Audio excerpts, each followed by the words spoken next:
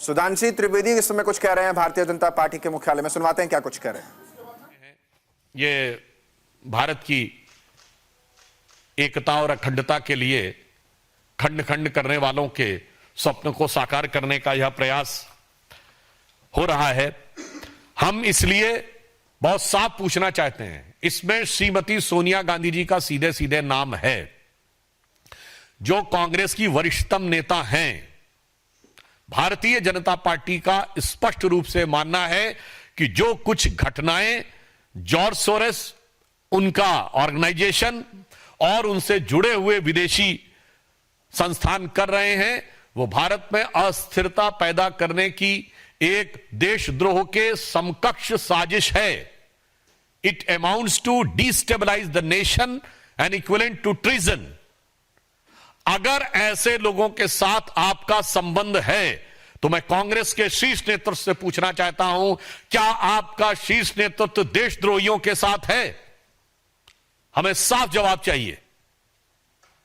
देशद्रोही शक्तियों के साथ आप पदाधिकारी बन के बैठे हुए हैं, उन संस्थानों में बैठे हुए हैं जिनसे सीधे पैसा आ रहा है, और वो लोग जो एलानिया कह रहे हैं कि वो भारत में अस्थिरता उत्पन्न करना चाहते हैं और इसके लिए वो भारी मात्रा में पैसा दे रहे हैं।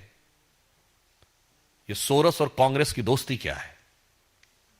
और इसमें सोनिया जी जो सबसे वरिष्ठ नेता है, उनके प्रति पूर्ण सम्मान के साथ पूछना चाहता हूं, उनकी भूमिका क्या है?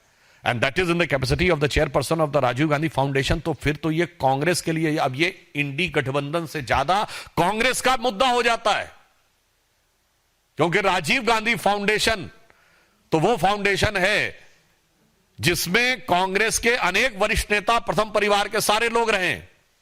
तो ये कांग्रेस का अब एक सीधा निजी सवाल हो जाता है।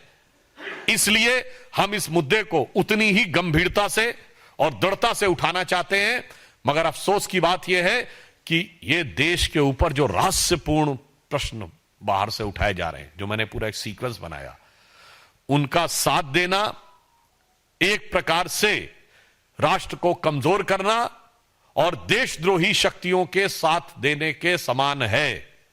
और यह बात मैं ऐसे ही नहीं कह रहा हूं, कांग्रेस का इतिहास रहा है विदेशी शक्तियों के साथ वो करने का। तो मैं सिर्फ, हम अपनी बात नहीं कोट कर रहे हैं, विदेश की बात नहीं कोट कर रहे हैं, कांग्रेस के एक वरिष्ठ नेता की बात कोट कर रहे हैं।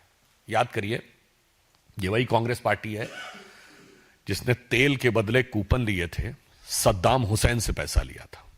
वोल्कर रिपोर्ट, अगर आप लोगों को याद हो, 2006 में, जिसमें अनाज गया था यहां से, और उसके बदले में जो तेल के कूपन आए थे वो कांग्रेस पार्टी के नाम आए थे।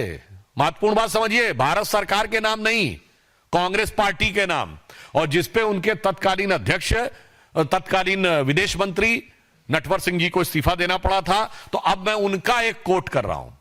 नटवर सिंह जी ने अपनी जो किताब लिखी है, one life is not enough, उसमें उन्होंने 11 जुलाई 2006 को सोनिया गांधी जी को एड्रेस करते हुए साफ साफ विदेशी शक्ति के हस्तक्षेप की बात यूपीए सरकार के विदेश मंत्री ने स्वीकार की है। उन्होंने लिखा, the other sources vary in the American infiltration in our intelligence agencies.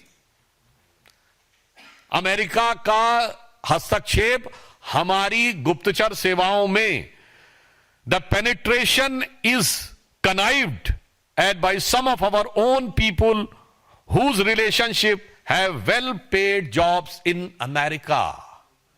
ये जो संबंध है, ये हमारी पार्टी के कुछ ऐसे लोगों के द्वारा है जिनको बहुत अच्छा और मोटा आर्थिक लाभ अमेरिका से प्राप्त होता है। तो मैं कांग्रेस पार्टी से पूछना चाहता हूं, यह सिर्फ हमारा और सिर्फ भारतीय जनता पार्टी का ही आरोप नहीं है। आपके मरहूम विदेश मंत्री ने अपनी किताब में सोनिया जी को ही लेटर देके लिखा है, उस पर क्या कार्रवाई हुई थी। मतलब बहुत साफ है कि कांग्रेस का हाथ, जो कहते थे ना, हाथ बदलेगा हालात, ये हालात देश के बद से बदतर करना चाहता है। और हम साफ साफ शब्दों में कहें तो